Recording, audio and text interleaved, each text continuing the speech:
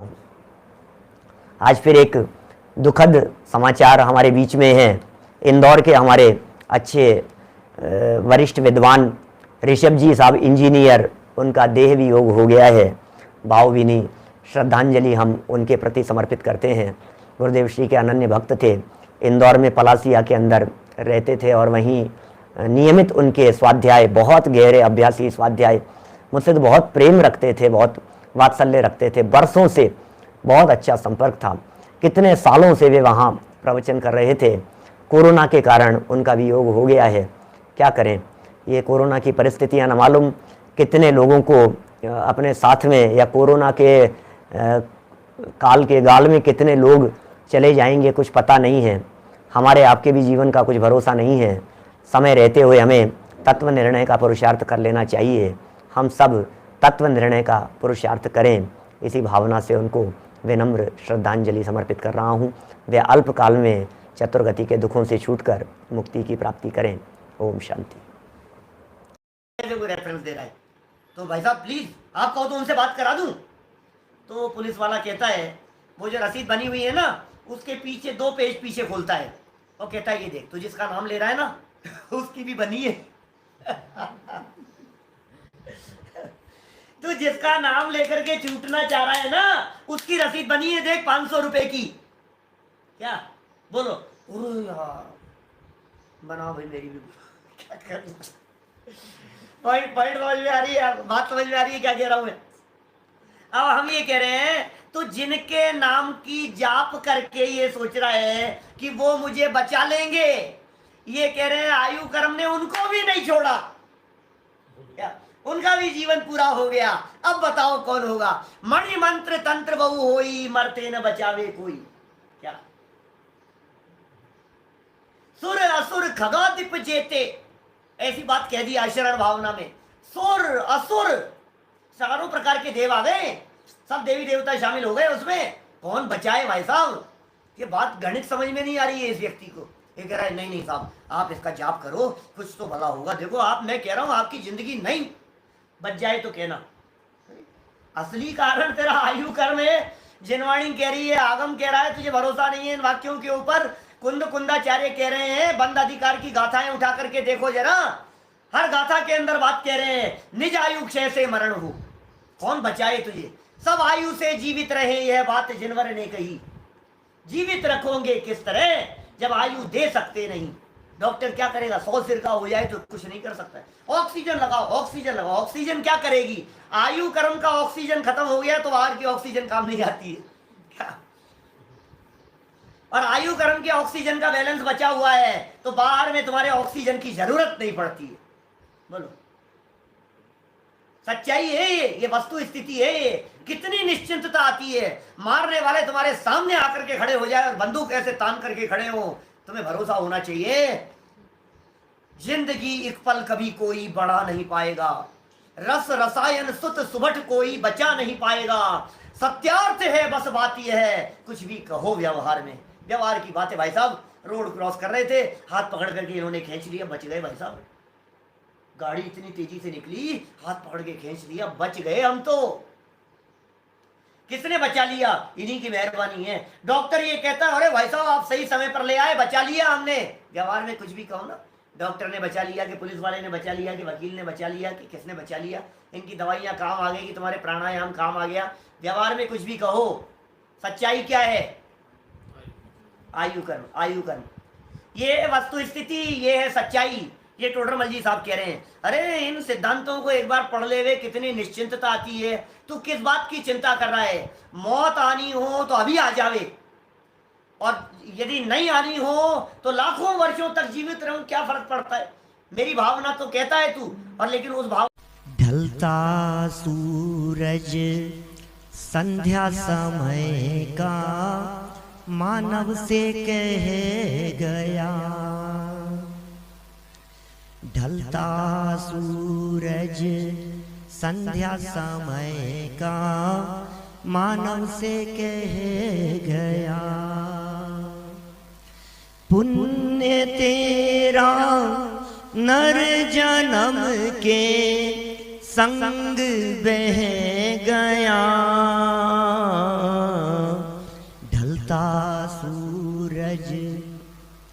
संध्या समय का मानव से कह गया। क्या कह गया? बालपन जब बीत निकला, यौवन चढ़ता रे, यौवन चढ़ता रे। वृद्धपन अब शीघ्र आया, जीवन सड़ता रे, जीवन सड़ता रे। इस अंधेरी,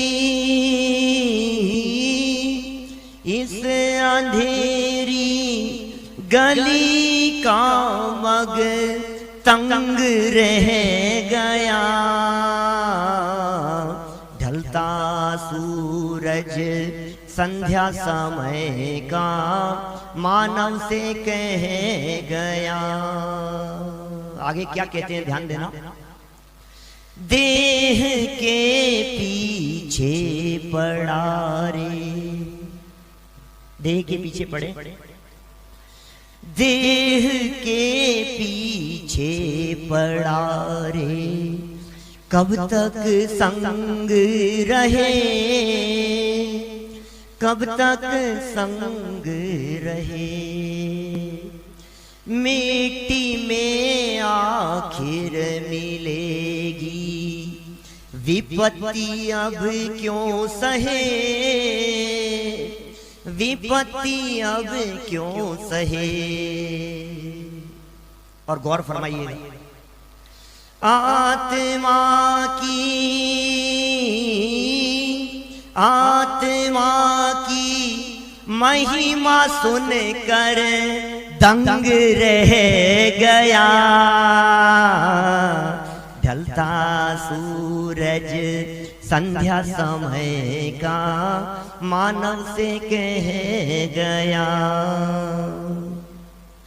पुण्य तेरा नर जन्म के संग बह गया। ढलता सूरज संध्या समय का मानव से कह गया। तो साहब करें क्या, ये बता दो आप। तो हम करें क्या?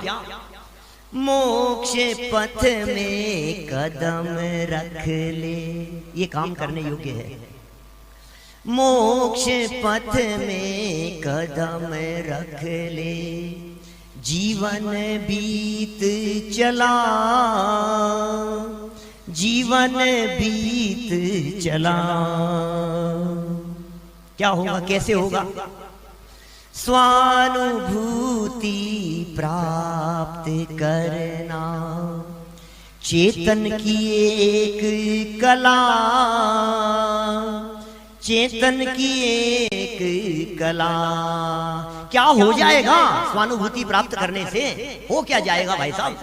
स्वानुभूति प्राप्त कर ली, मोक्ष पथ में कदम रख लिए। सुनना अंतिम लाइन, भव भ्रमण का काल घट कर अंश रह। जिन धर्म से है प्रेम तो बस भावना ये भाई।